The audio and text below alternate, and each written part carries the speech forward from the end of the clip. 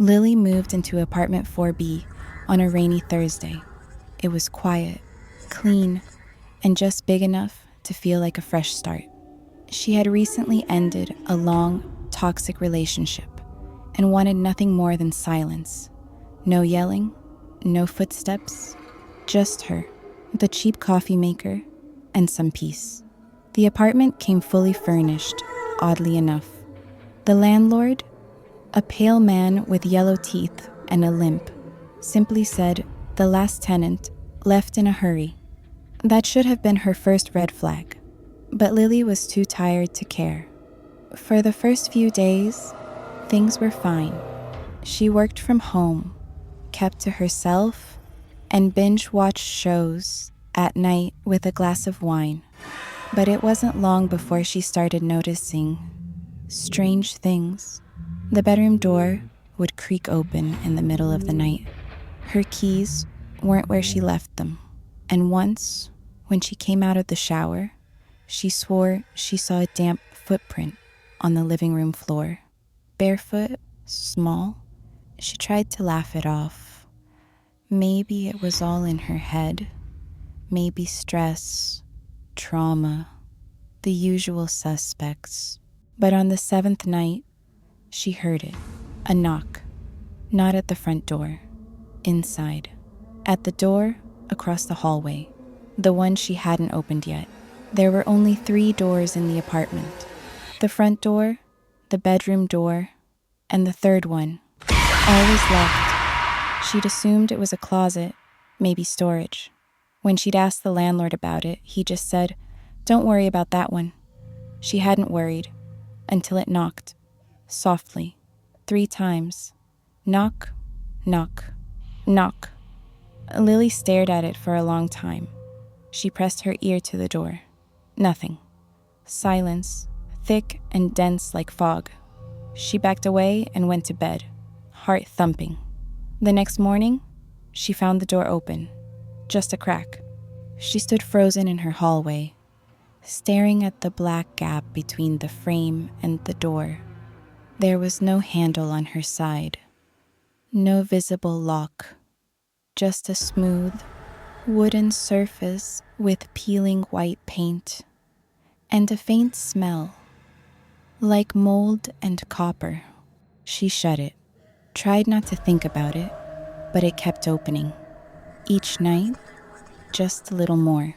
By the 3rd night, she woke up to find it wide open, pitch black inside, as if it swallowed light. The darkness beyond looked like it had depth, like it led somewhere else. That's when the dreams began. She dreamed of someone standing in her hallway, a figure with long, wet hair and fingers that stretched too far. It didn't move. It just watched her sleep. And in every dream, it whispered, "Let me in." Lily stopped sleeping. She stopped eating. She started leaving every light on. She even called the landlord again, desperate. He didn't answer, so she did something reckless. She grabbed a flashlight, took a deep breath, and stepped into the dark room. Her feet touched damp concrete. The air was freezing and smelled like rot. The flashlight flickered as if the batteries were dying already. Inside was a corridor, narrow, crumbling, covered in scratch marks. She turned around. The door was gone. Only wall. Panic hit her chest like a punch. She ran forward, deeper into the passage. Her breath echoed.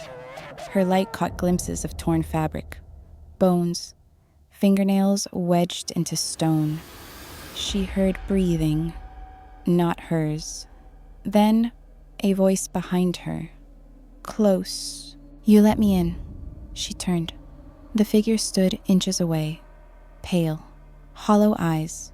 Its jaw hung too wide, unhinged like a snake. It smiled. Then everything went black. Lily woke up in her bed the next morning. The door was shut. Sunlight streamed in. Coffee bubbled on the counter, freshly brewed. Had it all been a nightmare? She laughed. A small, shaky laugh. Maybe she was losing it. She picked up her phone to check the time. No signal. That was odd. She stood, stretched, and noticed the apartment was a little different.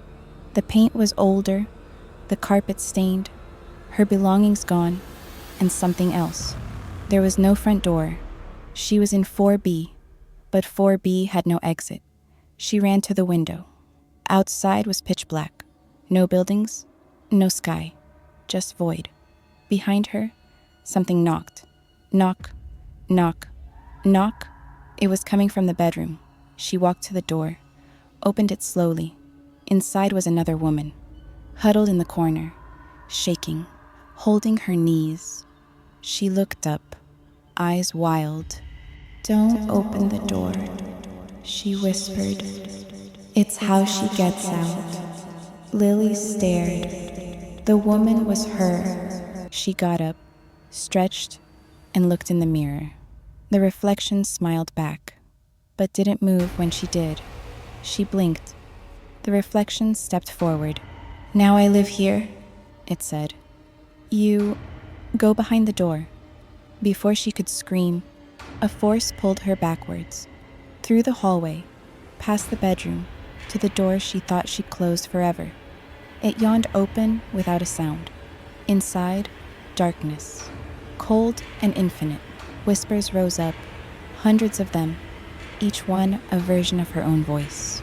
Crying, screaming, begging. Lily clawed at the walls, the floor, anything. But the door didn't care. It always takes someone back. With one final snap of light, she was gone. Lily's reflection stood alone in the apartment now. It turned slowly, looking around, like someone seeing a room for the first time. Same couch, same coffee mug, same rain tapping on the windows. But the silence felt different. Not peaceful, but satisfied. The reflection walked to the mirror, tilted its head, and grinned wider than a human mouth should. Behind it, the bedroom door creaked open. A faint knock echoed from inside the walls, slow and rhythmic. Knock, knock, knock. The reflection didn't flinch. It just whispered, "Next." Then it sat on the couch, perfectly still, waiting, like the apartment itself was holding its breath. The apartment was quiet again. Later that week, the listing for apartment 4B went up online. Cozy studio, fully furnished, recently vacated, perfect for a fresh start. A new name was typed in, a new key printed, a new knock waiting just behind the door.